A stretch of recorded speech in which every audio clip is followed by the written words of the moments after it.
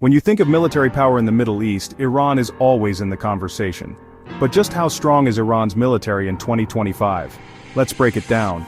Iran's military is a mix of old-school numbers, new tech, and a strategy that plays chess while others play checkers. Their strength comes from resilience, innovation, and a deep understanding of their region. In this video, we'll peel back the layers of Iran's military machine: personnel, missiles, drones, naval tactics, and their network of proxies. By the end, you'll see what makes Iran a force to be reckoned with. Let's get started.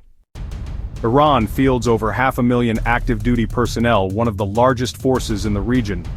But it's not just one army. There's the regular Artesh, defending borders, and the powerful IRGC, loyal to the supreme leader, with its own ground, naval and air branches. Add the Basij, a massive volunteer paramilitary force that can mobilize millions in a crisis. This layered structure creates depth and ensures regime loyalty. The IRGC is especially influential, with roles in military politics and the economy. But parallel chains of command can create friction. Still, this system is built for survival and has worked for over 40 years. Any invader would face not just an army, but an entire mobilized society. It's a unique defense-in-depth strategy. That's the backbone of Iran's military power. Iran's ballistic missiles are the backbone of its defense and its deterrence. Sanctions blocked them from buying modern jets, so they built a vast, homegrown missile arsenal instead. Their missiles can strike Israel, Saudi Arabia, and US bases in the region. Newer solid-fuel models like the Sejal are fast to launch and hard to intercept. This missile force is Iran's answer to air power, letting them threaten adversaries from afar. It's classic asymmetric warfare. If you can't win in the air, make sure you can hit back from the ground. Any country considering a strike on Iran has to weigh the risk of massive retaliation. That's real deterrence. Missiles are Iran's ultimate insurance policy. If missiles are Iran's sledgehammer, drones are the scalpel. Iran's drone program has gone from underdog to global disruptor, with cheap, effective UAVs now seen in conflicts from Syria to Ukraine. The Shahed 136, a low-cost attack drone, can be launched in swarms to overwhelm defenses. Drones give Iran a way to strike at enemies and export chaos through proxies, all with plausible deniability. Their 2019 attack on Saudi oil facilities showed the world just how effective this strategy can be. Iran's drones are now a key export to allies and proxies, multiplying their reach. It's asymmetric warfare at its finest. Drones are changing the rules of the game. Iran's navy is split in two, a conventional force for deep waters and the IRGC Navy for the Persian Gulf.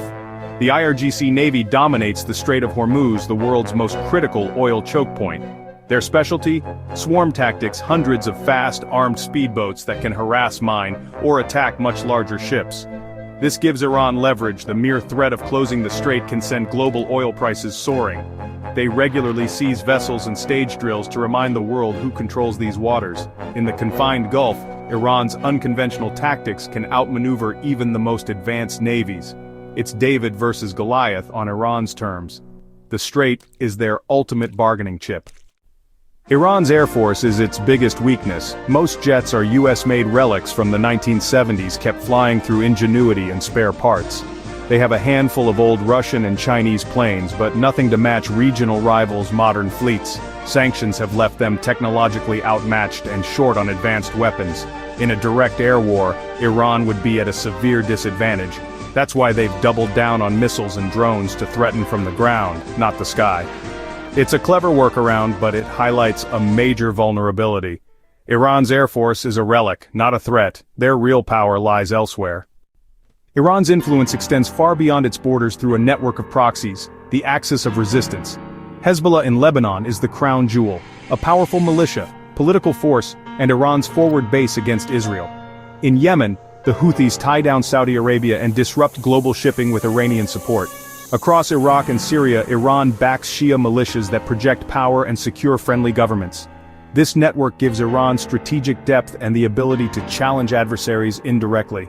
It's a low-cost, high-impact way to shape conflicts across the region. Iran's reach is regional, but its impact is global. So how powerful is Iran's military? Not a global superpower, but a regional force built for survival and influence. Their strengths, manpower, missiles, drones, naval tactics, and proxies, are tailored to their environment and objectives. They turn weaknesses into strengths with asymmetric tactics. Iran can deter attacks, shape conflicts, and impose costs on adversaries. Their actions ripple through the world's economy and security. Iran isn't playing the superpower game, they're rewriting the rules in their neighborhood. What do you think is Iran's biggest military advantage? Let us know in the comments.